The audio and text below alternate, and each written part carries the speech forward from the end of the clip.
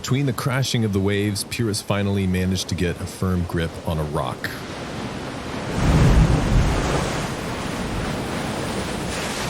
He got a foothold and hauled himself up, out of the reach of the cold surf, onto the Italian shore. He looked back east across the sea toward Greece, toward his homeland of Epirus. In the low light of the early dawn, he could make out, off in the distance, that battered hulk of his royal galley, halfway sunk now, slowly undulating in the receding storm swell. Abandoning ship last night was definitely the right call. God, how many hours ago was that? Seems like they had been swimming all night. His men were starting to make it to shore now, too, and the sun began to crest over the Pindus Range to the east. Those mountains, they were so familiar to him. They looked so different from where he was standing now on the other side of the water, on this strange new land. What on earth happened yesterday? It was totally clear when they set out to cross the strait that morning. Maybe he should have waited till later in the spring like they told him.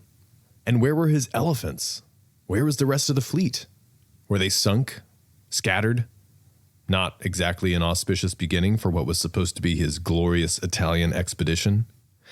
Was this really a good idea? Well, perhaps the coming day will clarify things. Pyrrhus turned toward the land. Men were approaching. These might be those Messapians that Ceneus had told him about. Might be. Whose territory were they in, anyway? The king's body tensed. He slowly reached for the dagger he kept strapped to his waist. Still there.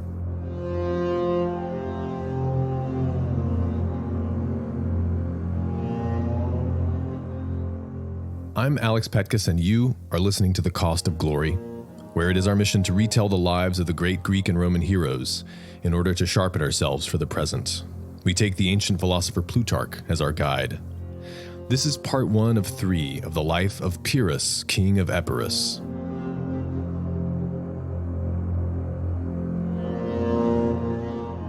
In 1775, the British defeated the rebel American colonial forces at Bunker Hill on the Americans' home turf during the American War of Independence. But the battle was very costly. The Americans fought brilliantly. They broke with military convention of the time and aimed their muskets directly at British officers. It was devastating. And the British had captured their objective, but one of the British commanders of the day, his name was Henry Clinton, he remarked after the battle, "Another such victory would ruin us." Now, Clinton was a student of history, and it was probably no accident that his words echoed almost verbatim the words used by the subject of this biography after another similarly costly battle. Pyrrhus, like his parallel counterpart, Gaius Marius, was famous for exceeding limits and boundaries. Pyrrhus and Marius both expanded the conception of what was possible, sometimes in frightening ways. They set precedents that later figures followed with devastating results, particularly in Roman history, both of them. Pyrrhus was the first man to bring war elephants to Italy to fight the Romans. Hannibal the Carthaginian did the same thing 2 generations later. He studied Pyrrhus's campaigns very carefully. In fact, Pyrrhus is probably more famous for his role in Roman history than Greek history, even though he was a Greek. He was one of their most frightening enemies when they were still just a regional power, the Romans, before they had an empire. And I'm excited about this biography because I've come to believe that while Pyrrhus may be sort of famous, it's all relative, of course, when you're talking about these ancient guys. So while he may be sort of famous, I still think he is underappreciated. So, what kind of man was Pyrrhus? Why did he go to war in the first place? What did people in his home country think of him? And what did he think of himself? And, something the Romans didn't bother too much investigating, how did he end his days? Well, the first thing you have to know is his plane almost never got off the ground.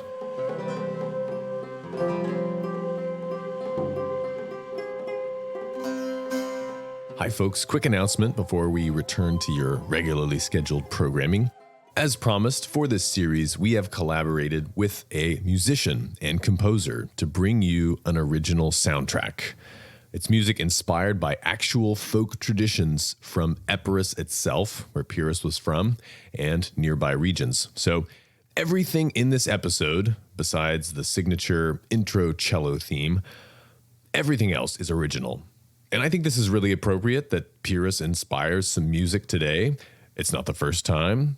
The 17th century composer Alessandro Scarlatti, father of Domenico Scarlatti, both composers, well, Alessandro composed an opera about the stormy relationship of Pyrrhus and Demetrius, which is a story that we treat in this episode. And the opera was actually a smash hit. So today our composer and instrumentalist is Ilias Markantonis. And I highly encourage you to check out his work. You can find it on Facebook and YouTube. Instagram is easy to remember, at Ilias_Markantonis. I've put some links in the show notes. You can see clips there with audio of him playing some of the traditional instruments that he used in these recordings. So thanks very much, Liaco.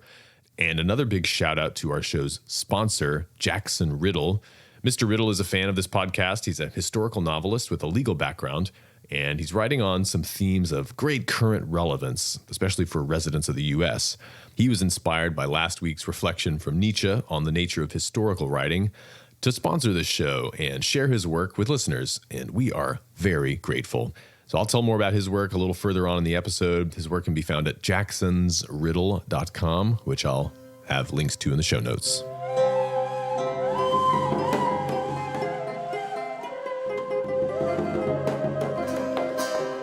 So, Pyrrhus's youth. Well, Pyrrhus was famously restless, and maybe it has something to do with his childhood. Pyrrhus started his life in 318 BC in the small mountain kingdom of Epirus. That's in the northwest part of Greece. And he was practically born into wandering and strife. One night, when Pyrrhus was 2 years old, 2 men stole into the royal palace and snatched him out of his crib. They were actually friends of his father, the king. The men grabbed hold of a couple of nursemaids, along with the baby, and they hurried them out of the palace. And soon the whole palace was overrun by a mob. They were looking for that baby to get rid of it, but the baby was gone. The men who took little Pyrrhus met up outside the city with a small band of refugees. They had to get to the border as quickly as possible. The king was away at war. If they could escape to one of the nearby allies, they could wait there for the king to return and keep the baby safe. The party gets to a river at the border of Epirus, and there's a town on the other side. But the river is impassable. It's been raining a lot, and the river is overflowing its banks. The pursuers are hot on the trail.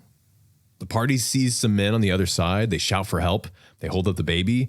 It's kind of hard to hear. The water's very loud, and they sort of start to use signs. And the guys on the other side are kind of confused. Thanks, no, we don't need a baby. It's really frustrating. And then one of the young men with Pyrrhus has an idea. He strips off a piece of bark from a tree, takes the pin of the buckle of his belt, and scratches down a message on it. King's son, they are trying to kill us. Please help.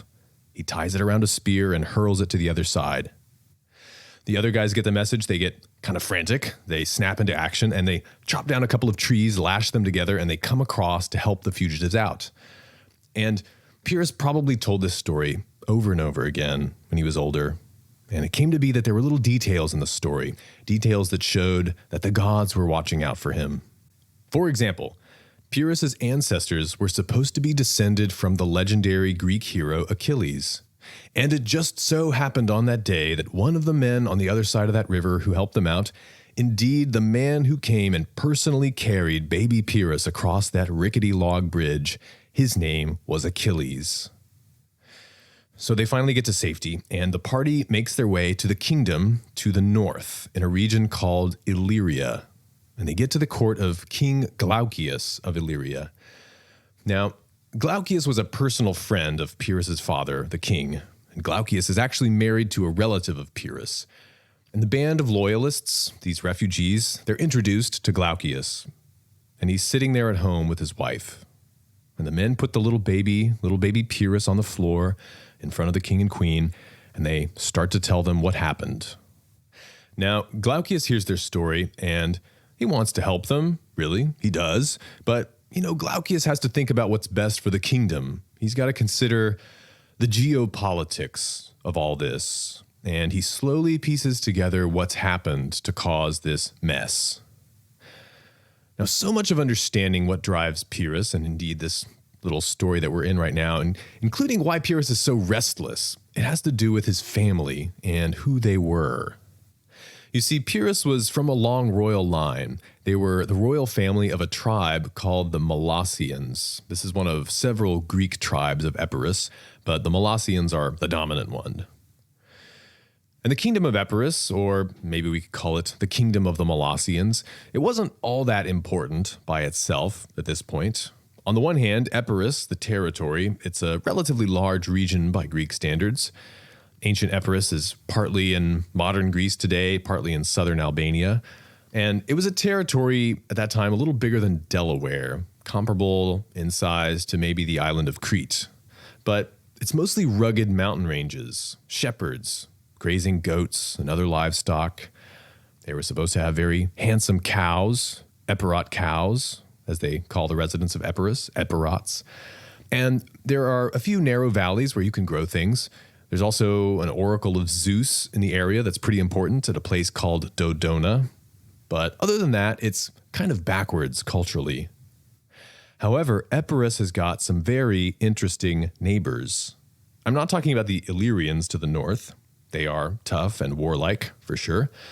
I'm talking about their neighbors to the east, who are the Macedonians. And the Macedonians and the Epirots, by the way, Greek-speaking peoples, at least a dialect of Greek. The Illyrians, like King Glaucius, were non-Greek. Now then, Pyrrhus had a very special aunt in the royal family. Technically, she was a second cousin, but she was older.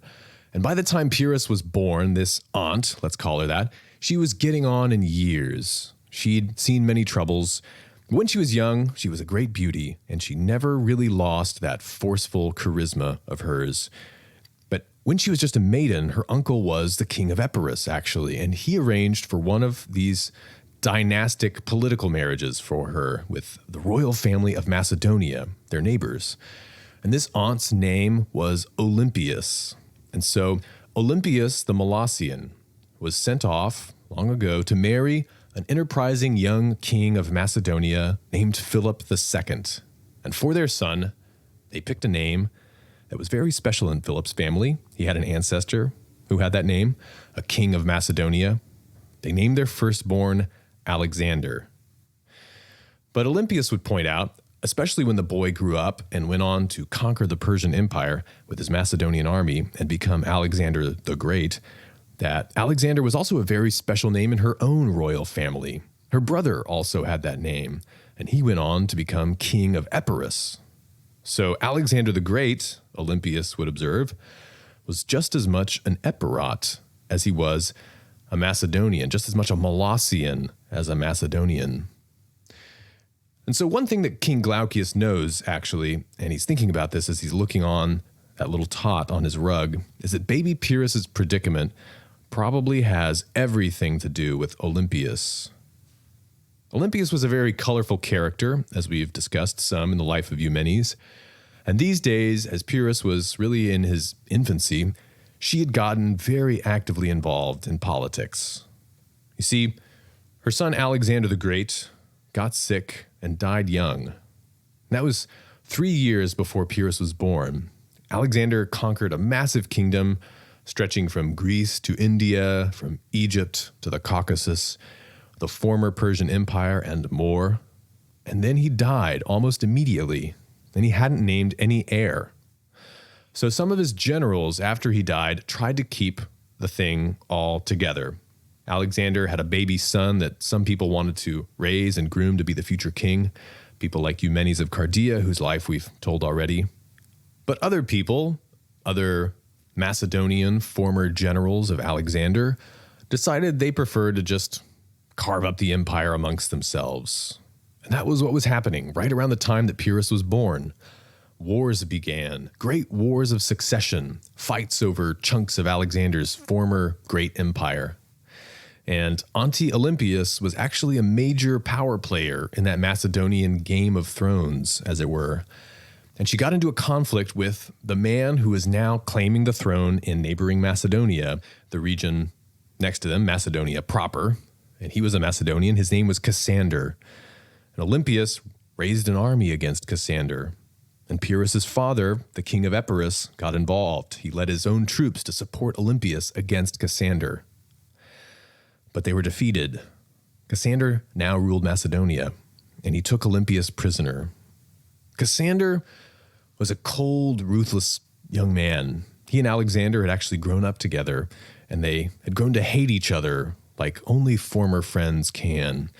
Cassander was happy to see Alexander's entire family extirpated, together with any distant relatives. So Cassander captured Olympias, but Pyrrhus' father, the king, retreated back to Epirus. However, before the king could get home, Cassander sent some goons speeding ahead to Epirus to anticipate him. There was a rival branch, actually, of the royal family of Epirus, who was always resenting Pyrrhus's and his father's side, and Cassander told the head of this branch to start a revolution, topple the current king, take the throne yourself. Cassander would supply all the money and the force he needed to secure it.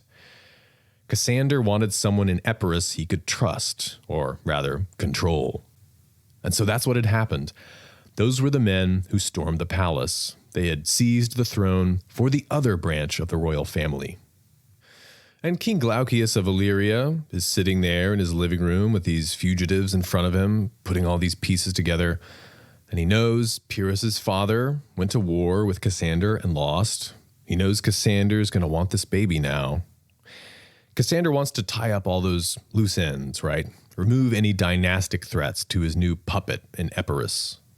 And Cassander is a very powerful man. He rules not just Macedonia, but most of Greece now.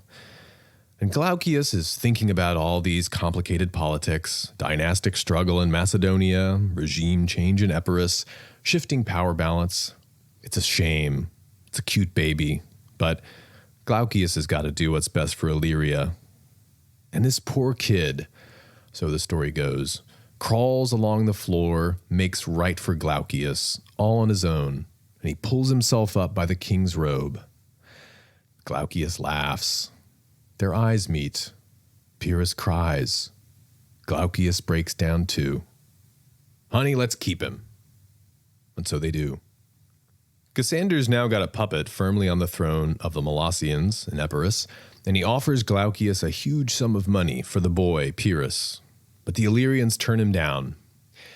And Pyrrhus' father was killed shortly thereafter in a battle with Cassander. So Glaucius raises Pyrrhus as his own, like an Illyrian mountain warrior. And luckily for Pyrrhus and Glaucius, Cassander was being kept very busy by nearby rivals. So Pyrrhus manages to get to the age of 12 without any harm coming to him. And then just at this age, when he's just beginning adolescence at age 12, the Illyrians see an opportunity.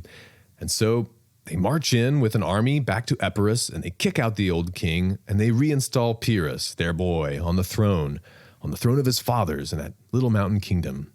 And so Pyrrhus, with the help of the Illyrians, he was now at last king of Epirus. But how long would it last?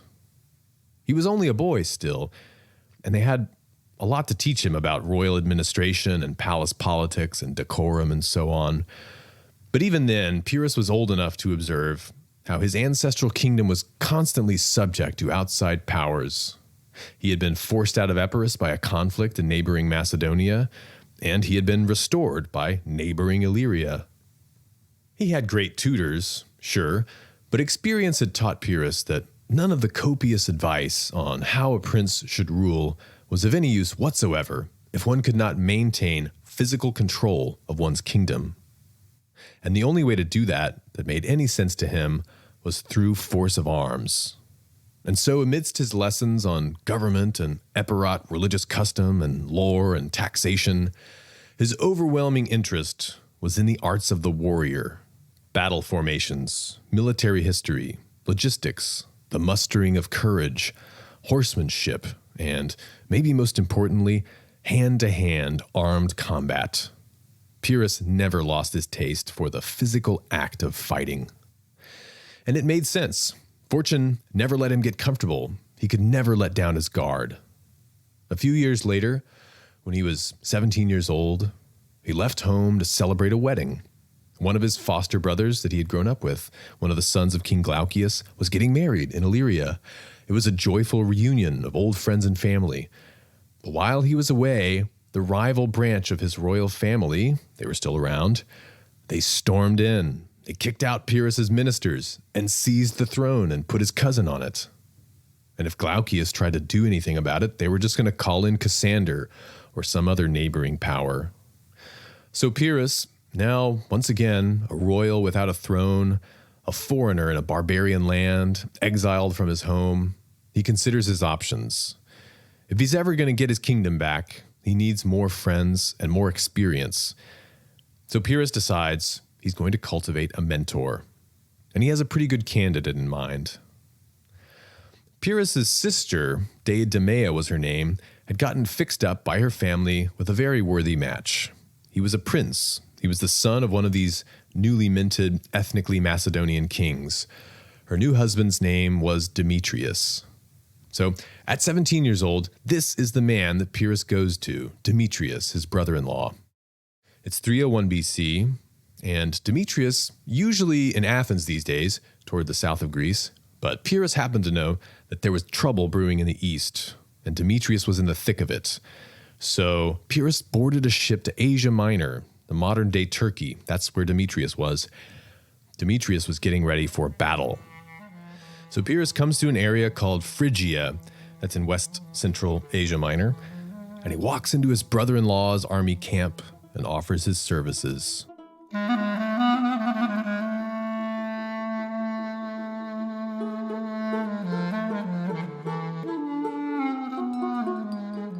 Now, of all the commanders in this Game of Thrones after Alexander the Great's death, Demetrius was the most visually impressive.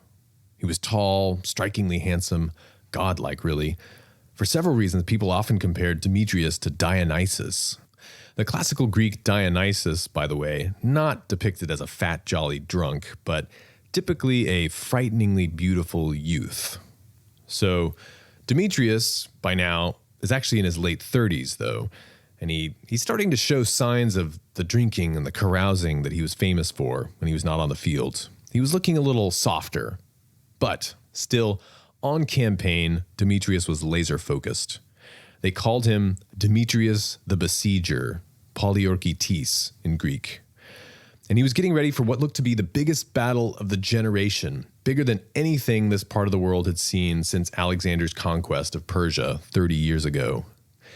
And Demetrius and his father controlled a large and very rich chunk of the former empire of Alexander. They had a swath of territory that basically comprised Syria, Palestine, and most of Asia Minor, Turkey. And they also controlled a number of cities in central Greece, including Athens, Thebes, Corinth. Demetrius' father was the supreme commander of the army here on the battlefield. They called him Antigonus the One-Eyed. He had been one of Alexander's top generals. We talked at length about Antigonus the One-Eyed in the life of Eumenes.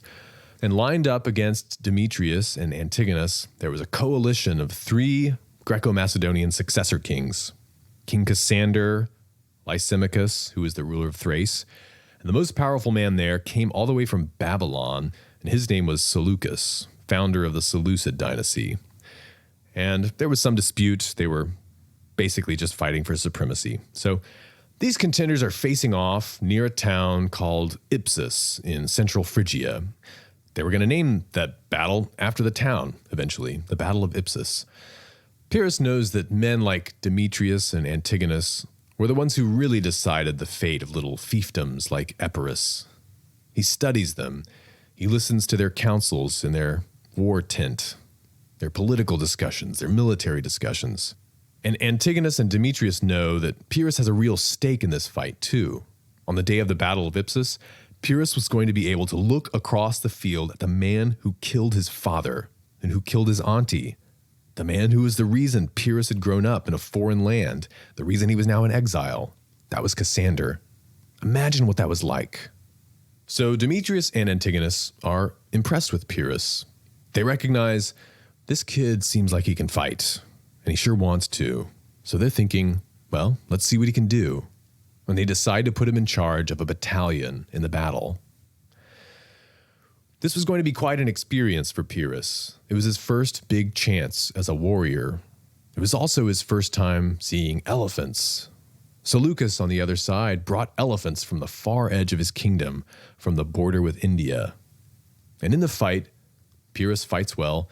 He's victorious in his section of the field. Demetrius is too, actually. But Antigonus's unit succumbs to Seleucus's elephants. Antigonus gets killed in the battle. Once this happens, the rest of the forces on his side collapse. Demetrius ends up fleeing with the remnants of his army.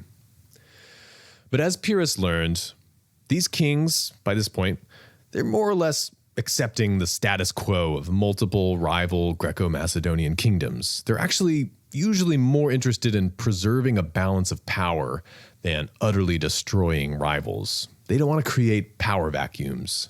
Those can be dangerous and unpredictable. And maybe even these kings sort of found it useful, even fun, to have rivals to occasionally go to war with, like gentlemen.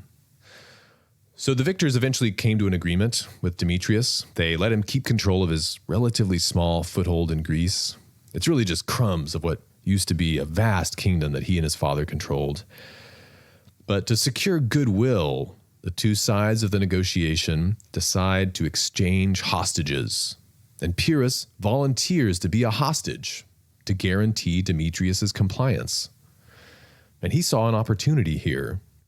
To be a hostage in this sort of situation back then meant that he could maybe expand his network of friendships.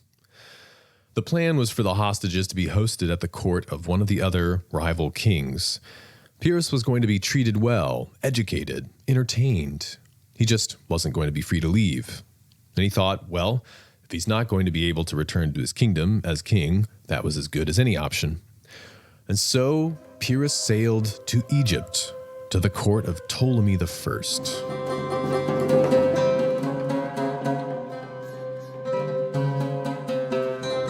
King Ptolemy had been one of Alexander's generals too. He wasn't actually there at the Battle of Ipsus, but he had supported the side that were now the victors. Ptolemy was building up a great Greco-Egyptian civilization based on his newly founded capital city of Alexandria. His palace was full of courtiers, philosophers, and diplomats, buzzing around the royal family, trying to win favor and shape policy, impress the right person. And Pyrrhus behaves himself so well that Ptolemy and his queen decide to offer one of their eligible daughters in marriage to him. Pyrrhus gets chosen over many other eager men. The girl he was going to marry, her name was Antigone. She was actually named after a mythic heroine, subject of a play of Sophocles. She was actually Ptolemy's stepdaughter. His current queen had been married before. She had children from that prior marriage. She was a widow before that. But all the same, Ptolemy was extremely devoted to his queen, Berenike, and she and her daughter were both famous for their beauty and charm. So this was a very good marriage, and it was going to have big consequences for Pyrrhus's life and for the geopolitics of Greece as well. And so Pyrrhus is busying himself with various arrangements as a dignified hostage in Alexandria, and he's piecing together what kind of man he's going to be in life. He's fought alongside great kings, fought against great kings. He's stood at their war councils. He's marrying one of their daughters. No question that he's in their league, personally at least. But it probably occurred to Pyrrhus that unlike any of these other new Macedonian kings, Pyrrhus was from a long and distinguished royal family. He was the blood relative of the conqueror, Alexander the Great. These other guys had mostly been from middling Macedonian baronial households. So perhaps he even conceived in these early years, as he's coming of age, already playing on the stage of history, why shouldn't he be able to outdo these kings, command them even, like his cousin had? And didn't he have to at least try? Not just for himself, but for his people. Everybody on his side of the family was counting on him, of course, but having a strong king meant something else for the region of Epirus. You see, Pyrrhus's grandfather and great-grandfather, they were independent kings of the Molossians. They formed treaties and conducted trade on their own terms. Their neighbors in the region were peers, including the Macedonians. They were entities of comparable size and power. But after the conquests of Alexander, the game board was totally different. Now there were much more powerful kings pressing against the borders of Epirus. The Macedonian successor kings had huge fortunes, large mercenary armies, vast foreign territories, and they were often fighting over chunks of land several times larger than all of Greece. Right now, there was a Macedonian puppet on the throne of Epirus, and it looked like it was going to stay that way for the foreseeable future. Right now, it was Cassander's man, but even if Pyrrhus could get reinstalled, it would be because some great king had condescended to do him a favor. A king who would expect something in return soon. It looked like Epirus was doomed to ultimately be a vassal state of some bigger neighbor king. Epirus would contribute troops, pay tribute. Some other man, though, would set the agenda. Epirus would never take the glory for itself, never get the best prizes. Unless the king of the Molossians could somehow establish his throne as a peer to these great successor kings. But to do that, Pyrrhus had to find some way to beat them at their own game. And with all of this networking and politicking, he was quietly and patiently putting himself in a position to do just that.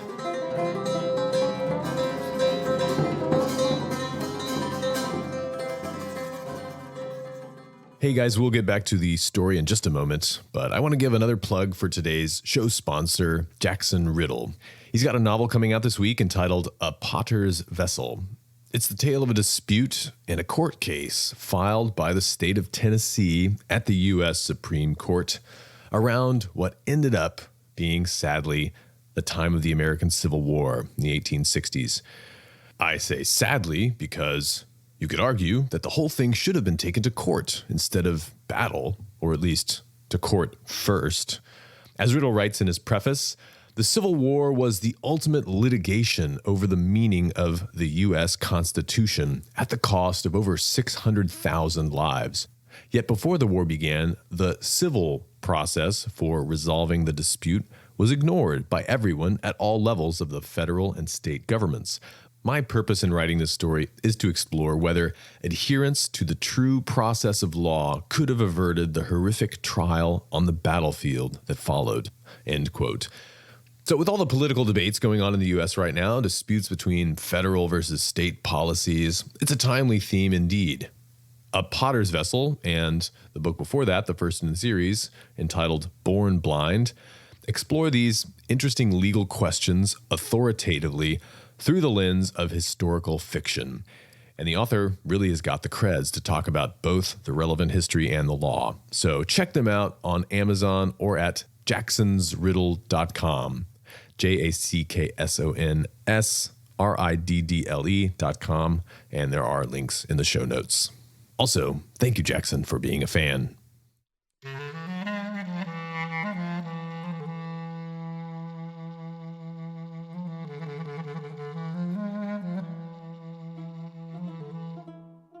The opportunity Pyrrhus had been waiting for came eventually. The old nemesis of his family, Cassander, the king of neighboring Macedonia, died in 297, and there was a power vacuum. Now, Cassander did leave 3 sons behind as successors, but the eldest, the current ruler now, was weak and sickly. So Ptolemy in Egypt sees a chance now to stretch his arm across the sea. He sends Pyrrhus back with a small army, along with his new wife, Antigone, to install them back in Epirus. They were counting on Cassander's son being too weak and preoccupied to do anything about it. But the puppet king of Epirus, who happened to be a distant cousin of Pyrrhus, his name was Neoptolemus, he wasn't just going to roll over. He was pretty entrenched, and he had allies among the local kingdoms. So Pyrrhus decides that the best move for him here is to try to come to some sort of an agreement with Neoptolemus. They're relatives. It's a family matter, right? Of course, he uses his army from Egypt as leverage to negotiate with. And so they work something out. It's a little awkward, but the 2 kings agree to share power in a joint kingship. And so the 2 kings meet at the capital city in the heartland of the Molossians, a place called Passaron. It's near modern-day Ioannina in Greece. Imagine a wide valley surrounded by mountains. And they have a great public sacrifice to the gods, a big celebration of the new joint rule. All of their entourages are in attendance. But, so the story goes, one evening during these days of festivity, a secret plot was unearthed. And the way Plutarch tells it, the plot was revealed to Pyrrhus's wife by another wife, the wife of the keeper of the royal flocks. And the woman happened to be present at a party when some associates of King Neoptolemus were drunk and bragging about this and that, and everyone thought that this wife of the keeper of the royal flocks was asleep or passed out, but she wasn't. And they said something about getting rid of this little boy, Pyrrhus. And she just thought that was terrible, and she thought Lady Antigone should know about it. So, there was a plot to assassinate Pyrrhus. And of course, the new queen tells Pyrrhus, and, well, that's the story that was circulated after the fact. Pyrrhus, by this point, has also learned that a number of Molossian noblemen sort of despised Neoptolemus, and they'd rather see Pyrrhus as the sole ruler. So, he invites Neoptolemus to dinner one night, and assassinates him first. Then, he and the other noblemen, his new courtiers and lieutenants, they reveal the secret plot of Neoptolemus. Witnesses are produced to explain the situation to everyone, and nobody comes forth to question the story. Now, was there really a plot? It's as likely as not. Either way, one of the kings was bound to find a way to get rid of the other at some point. So at last, after 21 years of insecurity and strife and exile, Pyrrhus was now on the throne once again, and this time it looked like it was for good. All internal threats were eliminated. He had made the first and essential step of becoming a ruler to contend with. Now he could work on securing his kingdom permanently against outside interference from his neighbors, first of all. But soon another event shifted the game board dramatically. Pyrrhus's sister, Deidamia, passed away. And she was the one who had been married to King Demetrius. She was the reason Pyrrhus sought that man as a mentor and allied with him, fought under him at the great battle of Ipsus. And now, however much they might admire and respect each other, Demetrius and Pyrrhus didn't have that much to unite them. As a matter of fact, Pyrrhus never really liked the way Demetrius treated his sister. Demetrius was a notorious rake. He had several wives, but he was always on the lookout for new women. Sometimes he'd even marry the new ones, but usually not. It was shameful, being so open and careless about it. And now, well, Pyrrhus and Demetrius's political interests didn't seem to be so aligned anymore either. In fact, they were competitors. Demetrius was in the south of Greece, based in Athens, and in between these two former in-laws, there was the tottering kingdom of Macedonia with a weak king on the throne. It was like a newborn lamb, isolated from the flock, being eyed by a couple of rival eagles. That's certainly how Ptolemy was hoping that they would see it. This was part of the reason that he had married his stepdaughter off to Pyrrhus in the first place. Demetrius was the most energetic and dangerous of the successor kings. He still had the most powerful war fleet in the Mediterranean Sea. Ptolemy knew, after the Battle of Ipsus, that Demetrius was like a cornered animal. He would do anything to regain his status. He had a small foothold in Greece, and he was more than capable of making a play to grab control of the whole of Greece and Macedonia together. And if he did that, then he could bring trouble to Asia, Syria, Egypt, anywhere. Macedonia had a lot of symbolic significance too, of course. It was the place where it all started, the homeland of all these new rival successor kings. Macedonia was also reputed to produce by far the best soldiers too. So Ptolemy, of course, warned Pyrrhus, watch out for what Demetrius will try to do if he gets a chance. And Pyrrhus got the message. And so, soon, Pyrrhus and Demetrius had an open falling out, and it had to do with Macedonia. Cassander's eldest son, the king and heir to the throne, dies of an illness, and the two younger brothers are disputing over the succession.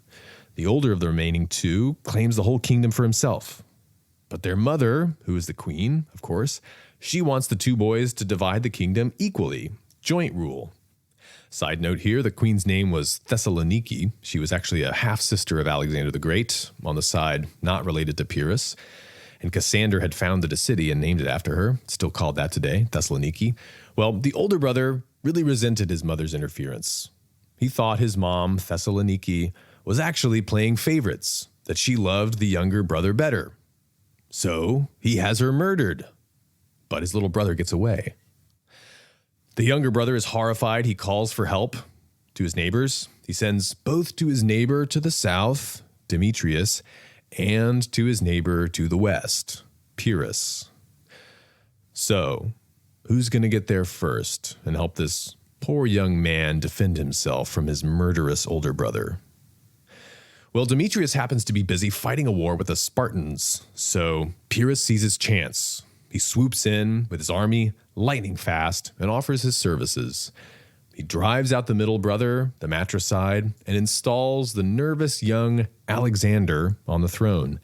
That was the boy's name. It's a great name, don't you think?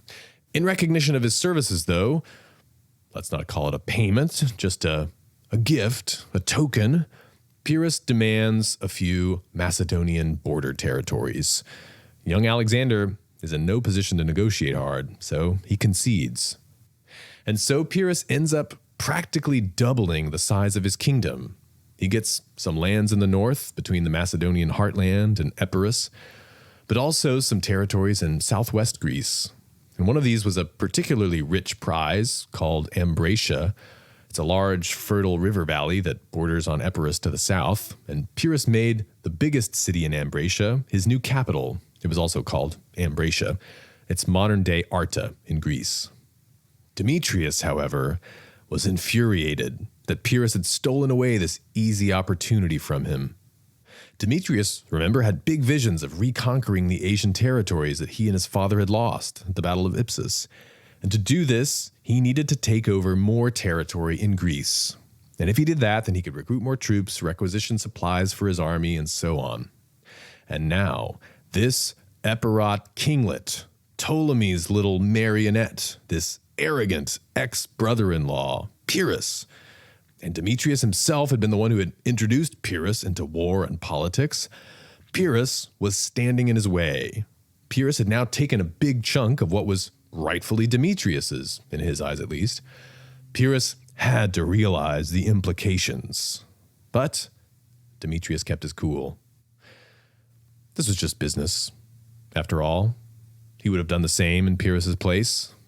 Demetrius thinks maybe there's still something to be salvaged here. Maybe he can even teach Pyrrhus a lesson in efficient diplomacy.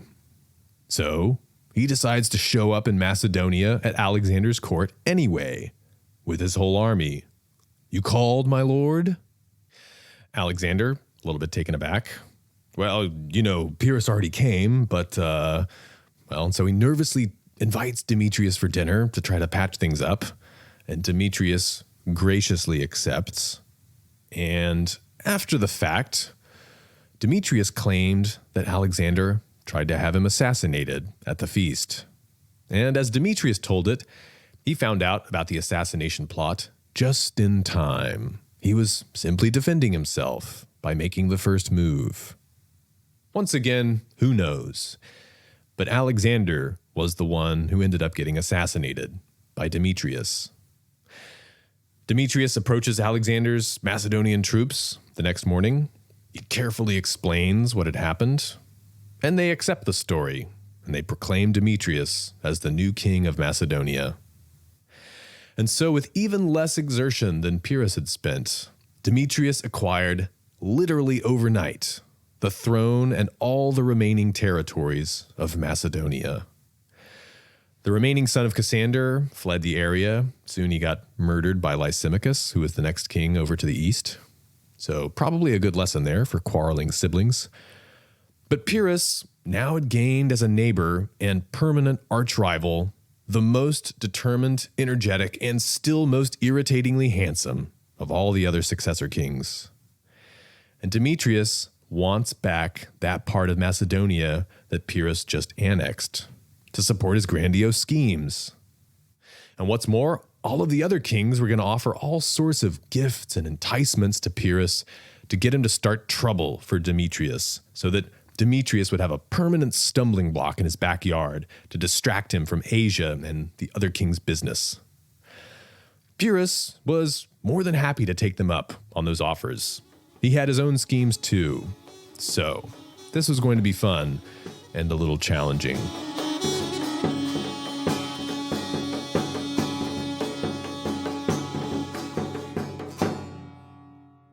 Pyrrhus got busy building up his kingdom. He started fortifying his principal cities, training up his troops. He spent some money to dedicate new offerings at the sacred oracle of Zeus at Dodona. He was going to need the gods' help, too, of course. He also worked on building up his family. Tragically, Pyrrhus's beautiful, magical wife, Antigone, died after giving birth to their first child, a son. Pyrrhus named the boy Ptolemy in honor of his father-in-law.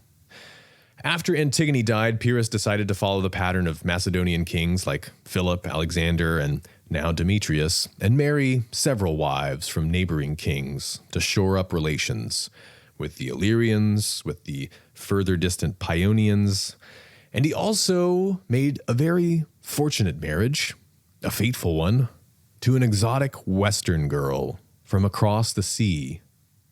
This girl's father was the most powerful Greek man in the Western regions. He was ruler of famously rich lands and islands. He was called Agathocles, and his daughter was Lanassa. They were Sicilians. Agathocles was the tyrant of Syracuse, which was the leading Greek city of Sicily. Syracuse was really the most important city in the entire region, known as Magna Graecia, or Greater Greece. Magna Graecia included both Sicily and most of the coastline of southern Italy. The Greeks had been there for centuries. They had their own customs and perspectives. Agathocles sent his daughter to Epirus with a very impressive dowry, the entire island of Corcyra, modern-day Corfu. Corcyra lies right off the coast of Epirus. So Epirus faces Macedonia to the east and the sea to the west. And that's where Corfu is, or Corcyra. And somehow Agathocles controlled that island. But now Pyrrhus did. And so now Pyrrhus has a foot in the water. And it was from his wife, Lanassa, and her entourage that he first began to learn about the complicated affairs of Western Greeks. This might be useful, very useful, at some point. But the first thing on his mind these days always was Demetrius. The two kings had begun raiding each other's territory opportunistically, as gentlemen rivals do, perhaps. There were even several large battles, and this went on for a number of years, each taking advantage of opportunities to score small victories over the other. Treaties were made, and then they were broken. The other kings would pitch in, often to help Pyrrhus with war supplies. And as his former mentor and now esteemed archenemy, Demetrius put Pyrrhus through the best school of war that anyone could hope for. Strategy, tactics, hand-to-hand combat. Pyrrhus could learn it all from the best, if he could keep his head. On one occasion, Demetrius, with his Macedonian forces, invaded Pyrrhus's southern territories. Then Demetrius split his army up in two, and Pyrrhus caught Demetrius's other army in a narrow defile and engaged him. And he was facing not Demetrius, but Demetrius's best general, a man named Pantaucus, renowned for his courage and also his exceptional swordsmanship. And in the battle, Pantaucus calls out over the din to Pyrrhus and challenges him to a champion duel. Maybe he knows that Pyrrhus can't resist. And Pyrrhus eagerly shoves his way to the front through the ranks of his soldiers and accepts. And the two generals have a showdown, a truly Homeric scene. They hurl their spears at each other and they engage with their swords. Pyrrhus gets wounded, but he wounds Pantaucus worse, on the neck. The general's friends manage to drag him away before Pyrrhus can kill him. And then the Epirots rally and they overwhelm the Macedonians, and they win the battle, and they capture thousands of the Macedonians alive. It's a decisive victory. And in the aftermath, Pyrrhus offers to spare the Macedonians a life of slavery if they join his army. And they accept. And eventually, these Macedonians really came to admire Pyrrhus. For, as Plutarch says, they likened his aspect and his swiftness and all his motions to those of Alexander the Great, himself, and they thought they saw in him shadows, as it were, and resemblances of that leader's speed and might in conflicts. The other kings, they said, represented Alexander with their purple robes, their bodyguards, the inclination of their necks, and their louder tones in conversation, but Pyrrhus and Pyrrhus alone in arms and action." End quote. And so over the years, through constant trials, Pyrrhus grows to become immensely skilled in warfare. And he also very carefully cultivated his reputation as a great warrior king. He liked to remind people that he thought warfare was the most important subject a king should devote himself to, the most royal of all branches of learning. Everything else was just a decoration. One time at a fine symposium, someone asked him which of the virtuoso flute players of the day Pyrrhus thought was better. And Pyrrhus replied, "Polyperchon is a good general," naming one of the successor kings of his day. And so he implied that it was fitting for a king to have strong opinions on war and war alone. Everything else was a potential distraction. But all the same, because he was so tough on his enemies and feared in battle, Pyrrhus could be a gracious and affable ruler to his subjects. And Plutarch tells a few anecdotes to illustrate this. In Ambracia, there was a fellow who denounced and reviled him, and people thought that Pyrrhus ought to banish him. "Let him remain here," said Pyrrhus, "and speak ill of us among a few, rather than carry his slanders round to all mankind." And again, some young fellows indulged in abuse of him over their cups, and were brought to task for it. And Pyrrhus asked them if they had indeed said such things, and when one of them replied, "We did, O king, and we should have said still more than this if we had had more wine," Pyrrhus laughed and dismissed them. End quote. He even practiced something that people now associate more with the God-favored kings of medieval Europe. Many of his subjects believed his touch could heal, especially those suffering from an affliction of the spleen, and he would have them sacrifice a white rooster and then lay on the ground on their back, and he would press his right foot gently against the spleen, and people would swear that it worked. So there was even a sort of divine charisma about him, truly the descendant of heroes and gods.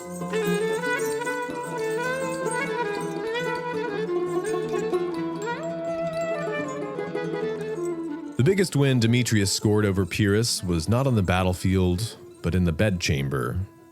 Pyrrhus's Sicilian wife, Lanissa, well, she started to feel that she was being neglected. Pyrrhus was too devoted to his other wives, those barbarian princesses of Illyria and Paeonia.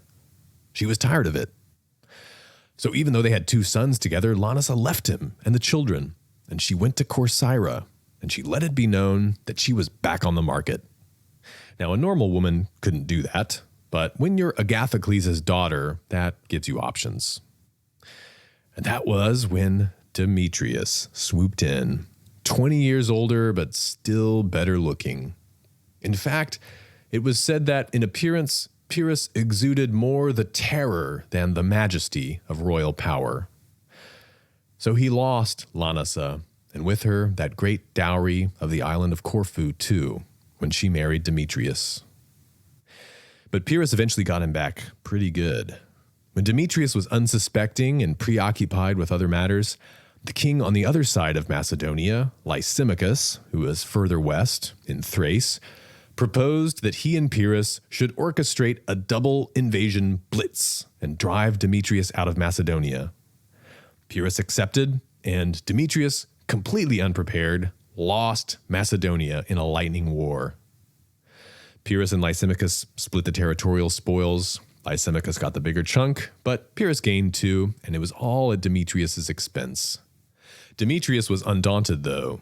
He had a strong and loyal army with him by that point, and he rallied the cities that remained under his control in southern Greece, and he mustered his grand navy, and he finally staged his great eastern expedition. He was going to take the war across the sea to Lysimachus in Asia Minor, where Lysimachus also held vast territories that used to be his. When Demetrius set out for Asia, he stopped being a problem for Pyrrhus. for good. Demetrius's Asian expedition ultimately failed. But let's leave for later the story of his ignominious defeat and death after years in captivity, in golden chains, as it were, under the power of King Seleucus. We'll save that for the biography of Demetrius. But crafty old Lysimachus proved to be an even worse neighbor than Demetrius, or than Cassander had been before him. Lysimachus controlled more territory, not just part of Macedonia and neighboring Thrace, but vast riches across the straits in Asia, too. He had what seemed to Pyrrhus like unlimited resources. Lysimachus had already tried a few tricks on Pyrrhus, forging letters to him in the name of Ptolemy to try to trick him into concessions. Pyrrhus figured that one out. Lysimachus was a faithless Machiavellian strongman. He made or broke treaties according to the whims of his own immediate advantage. And so Pyrrhus wasn't that surprised in 285 BC when Lysimachus simply marched in with his huge army and seized Pyrrhus's entire share of the former territories of Demetrius that they had divided amongst themselves. What are you going to do about it, kid? Well, Pyrrhus now took stock of the situation. He was now in his mid-30s. He had been playing the power game for more than a decade. He was thoroughly schooled in the arts of kingly war and diplomacy by years of dealing with powerful, turbulent neighbors. He had an international reputation as a warrior king. But Epirus, his ancestral kingdom, and the throne of the Molossians, they were back more or less where they started. His kingdom extended a little bit further south than it had when he was born, admittedly. But the house of Aeacus, as it was called, the royal family descended from the bloodline of Achilles, the Molossian line that had once produced the greatest conqueror in history, it was now, once again, doomed to rule no more than a client kingdom. In good times, it was a buffer state. In worse times, more like a puppet state, pushed around by the likes of Lysimachus, used as a diplomatic pawn by Ptolemy or Seleucus, or whoever might soon replace those old men. Pyrrhus felt stuck. He had given his people such greater hopes, a grand future in which Epirus met its rival kingdoms at the table as an equal. A future where they were free from foreign powers meddling in their domestic affairs, playing factions off each other, fomenting suspicion, seizing their resources at will. Pyrrhus was his people's champion, and even though there had been some promising adventures, it looked now like he might be destined to fail them. But what could he really do? And then, one day, a delegation arrived at the wide valley of Ambracia and presented itself at his court. They had sailed in from the western territories, from Greater Greece, men from the city of Tarentum on the Italian mainland. They wanted an audience with the king. Pyrrhus was familiar with Tarentum from his estranged wife, Lanissa, who was from Syracuse. Tarentum was Syracuse's main rival among the many Greek states of the West. The Sparta to its Athens, you might say. It was a great naval power, a rich city, a proud people. Pyrrhus ordered the men to be let in. "Speak," he said. The Tarentines presented many exotic gifts. I like to imagine, maybe, there was a goblet that the Pythagorean philosopher-ruler Archytas of Tarentum had once drunk from. Who knows? The ambassadors flattered Pyrrhus, informed him that his renown reached far and wide. He was a great king, a warrior king, a man of honor and renown. Yes. And they knew of his reputation for justice, and they humbly besought the king's aid in resolving a matter of great injustice in which they had been wronged. Go on. And they explained that they were being harassed by an aggressive, expansionist, barbarian power situated to the north on the Italian mainland. This people had been making incursions into their territories for a number of years, but Tarentum had bravely kept them off through a combination of diplomacy and battle. But the barbarians had now made treaties with some of Tarentum's former allies, and they had built a fleet, and they were provoking the Tarentines at sea. The Tarentines had tried to defend themselves, assert their independence, but these barbarians had used this resistance as an excuse to wage an all-out war on Tarentum. The barbarians came from a city they called Rome. Even the city's name indicated its arrogance. It was Rome in Greek, a name that literally meant force. Pyrrhus asked the men to give him some time to consider and dismissed them. He was beginning to see a path forward for himself and his kingdom. Italy and Sicily were famously rich. Merchant cities there had been building fortunes over generations, trading with Carthage, Spain, Egypt, Syria, Phoenicia. The land was excellent too. The philosophers thought it was something about those volcanoes that made things grow like they didn't in other places. Fire in the dirt, maybe. And the people were warlike. Greeks constantly fighting the native Italians, fighting the Carthaginians, fighting each other on land and sea. This would be a great source of recruits for whatever future endeavors Pyrrhus had in mind. It was in sum an excellent opportunity to make some new friends. In order to win at the power game of the successor kings in Greece, Pyrrhus might just have to go out of bounds. It was time to summon his war council. He sent a message to the envoys. "Thank you. Go home. I will meet you in Tarentum in the spring."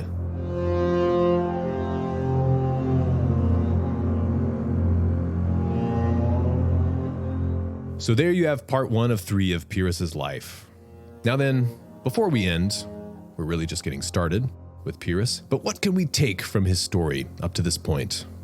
Well, first of all, partly through force of circumstance and partly through personal preference, Pyrrhus began at a young age to develop a key skill that he had every reason to believe was going to serve him in life. For him, it was the art of war. And this is not just the ability to command others in arms, but to wield them himself. And isn't it true that the best commander is, first of all, an excellent soldier? And perhaps the best master builder is intimately familiar with the stonemason's craft. It doesn't have to be that way in all fields, necessarily. But this certainly seems to be the case with the art of war. Because the king must be courageous. And courage begins with a resistance to the physical sensation of fear in one's body, something trained above all in combat itself. What is the master skill in your field?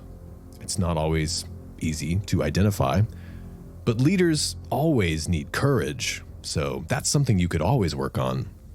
Whatever you determine the foundation to be, try to start early. And if it's too late for you to start early, start now. Teach your kids to start early. Well, more on Pyrrhus later. But for now, stay strong, stay ancient, and stay tuned. Until next time, this is Alex Petkus.